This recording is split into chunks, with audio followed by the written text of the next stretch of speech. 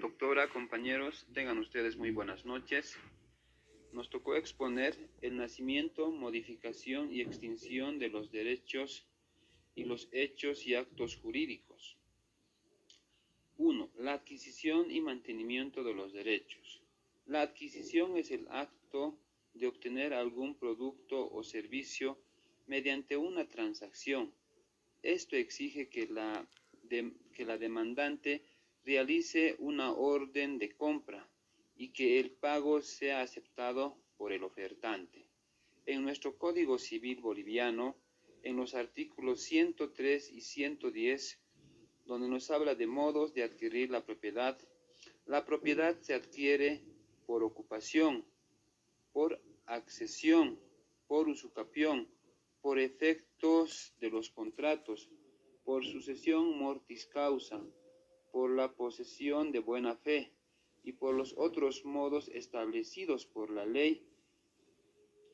El nacimiento de un derecho en general coincide con un hecho o un acto que las normas jurídicas consideran o contemplan como motivo determinante del nacimiento del derecho.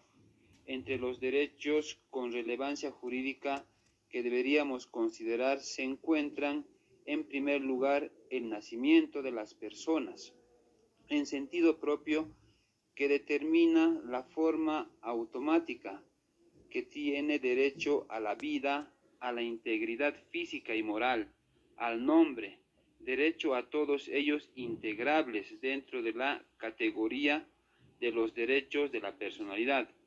Pero al contrario, el mero hecho de nacer no otorga a la persona derechos patrimoniales algunos, propiamente dicho. Clases de adquisición: adquisición originaria y adquisición derivativa. Adquisición originaria. Se habla de adquisición originaria cuando la titularidad dominical de dominio o de cualquier otro derecho real se obtenga con independencia del derecho del titular anterior, ya sea por la misma adquisición coincide con el derecho de propiedad, haciendo nacer o generándolo.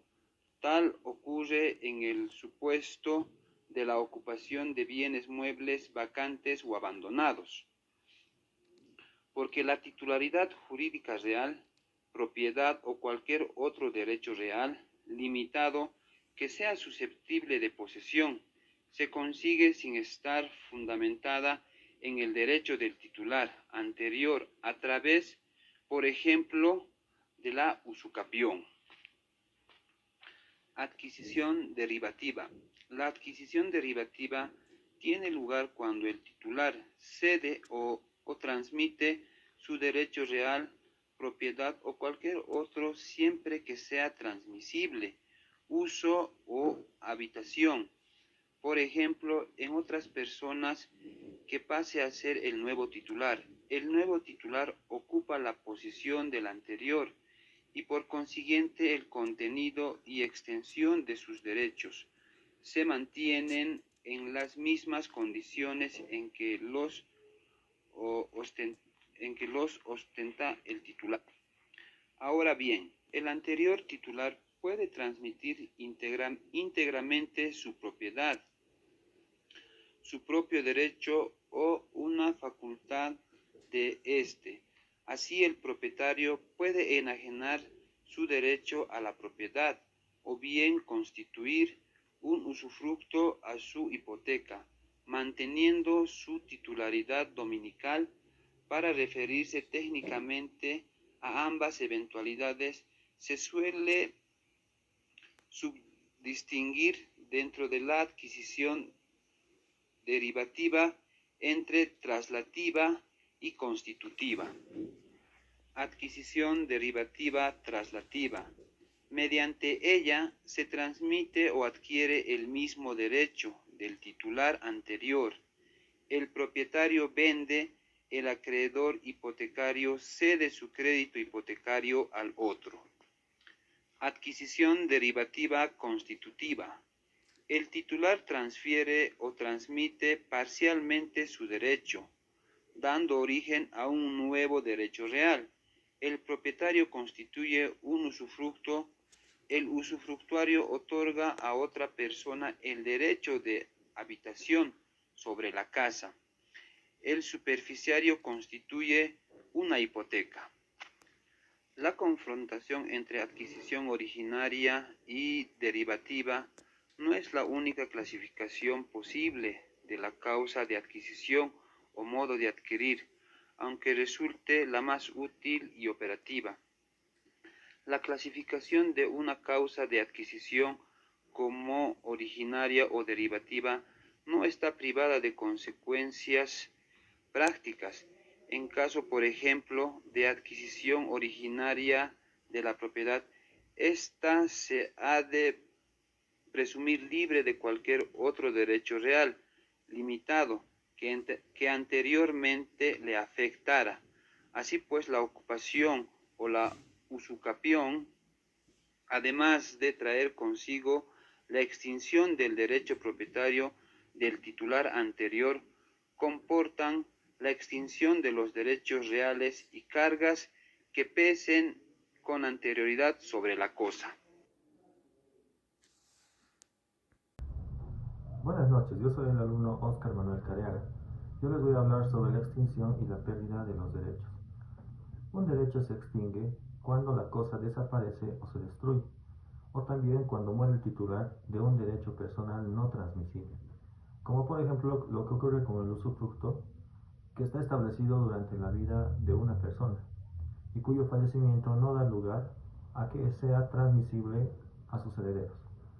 También se extingue un derecho cuando se ha cumplido la obligación o cuando ha arribado el término de la misma o se ha cumplido o no una determinada condición según la clase que corresponda a esta. Asimismo, la renuncia, el abandono o la decadencia, que sería la caducidad, son causas de extinción de los derechos que también se da cuando los derechos patrimoniales prescriben al no haber sido ejercidos por su titular durante un tiempo que señala la ley. La pérdida de los derechos es cuando estos se declaran en invalidez, la rescisión y la resolución del contrato o cuando se produce la usucapión, que es contraria, es decir, la adquisición de una propiedad por otra persona que la estaba poseyendo con ánimo de hacerse propietario, después de haber transcurrido lógicamente un tiempo que está fijado por la ley. También les voy a hablar sobre la modificación de los derechos.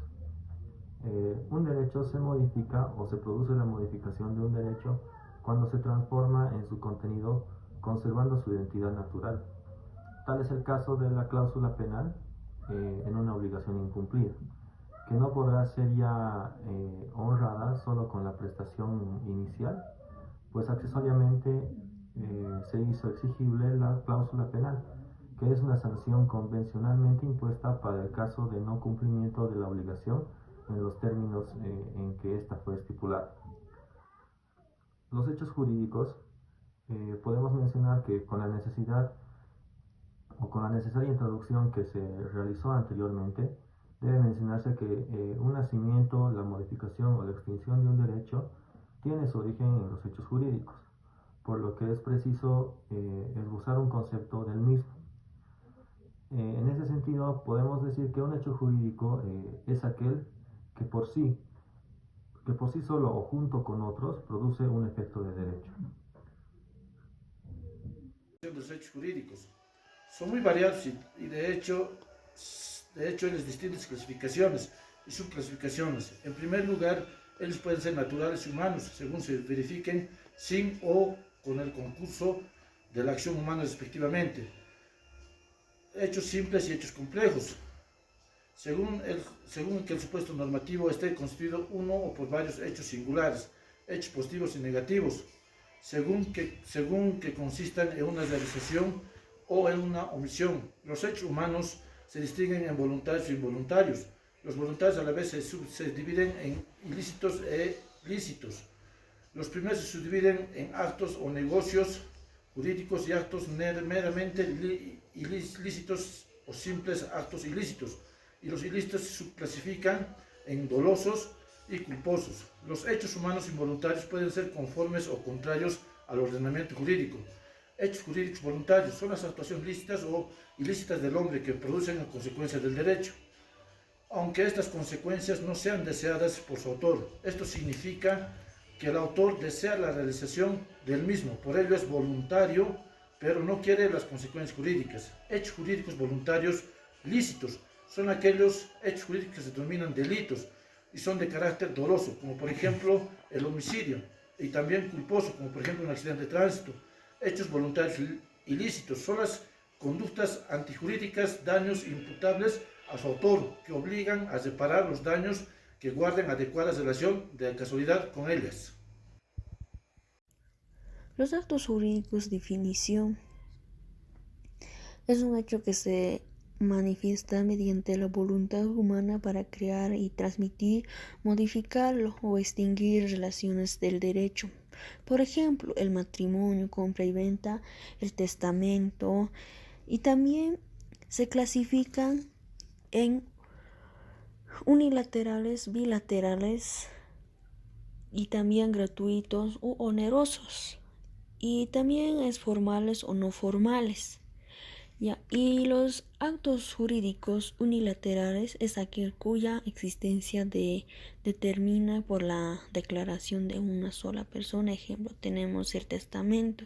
Y en el acto jurídico bilateral es aquel cuya existencia que se determina por la voluntad de las dos personas. Ejemplo, en compra y venta. Doctora, buenas noches, compañeros, muy buenas noches. Continuando con el tema, vamos a hablar sobre actos intervivos y mortis causa. Actos intervivos es una expresión latina que literalmente significa entre vivos. Se trata de una expresión usada frecuentemente en derecho para referirse a los actos jurídicos que se producen entre personas mientras estás viva, como por ejemplo las donaciones. Mortis causa. Es una expresión latina que significa por causa de la muerte, es decir, que se produce después de la muerte. Se utiliza en derecho para referirse a aquellos actos jurídicos que se producen tras el fallecimiento de una persona. Actos solemnes. Es un acto que debe seguir todos los requisitos necesarios para que tenga validez legal. Este acto jurídico no es válido sino cuando la manifestación de voluntad va acompañada del cumplimiento de formalidades exigidas por ley. Actos no solemnes es el acto que sirve como medio de prueba. Puede ser con contrato privado o concubinato. Actos a título gratuito significa adquirir algo sin necesidad de contraprestación. Habitualmente se identifica con la donación. Esta expresión se utiliza para definir un negocio jurídico o tipo de contrato. Los contratos pueden ser a título oneroso o a título gratuito. Cuando estos contratos son a título gratuito, significa que las partes que han pactado no tendrán obligaciones de dar algo a cambio. Actos a título oneroso significa adquirir algo bajo contraprestación, normalmente un precio. Esta expresión se utiliza para definir un tipo de contrato. Los contratos pueden ser a título oneroso o a título gratuito. Cuando estos contratos son a título oneroso, significa que las partes que han pactado tendrán obligaciones a dar algo a cambio. Actos de derecho de familia. El derecho de familia, también llamado derecho familiar, que es conjunto de normas e instituciones jurídicas que regulan las relaciones personales y patrimoniales de los miembros que integran la familia. El derecho de familia se enmarca dentro del ámbito del derecho civil que regula los principales aspectos de esta especialidad. Bueno, gracias doctora, compañeros.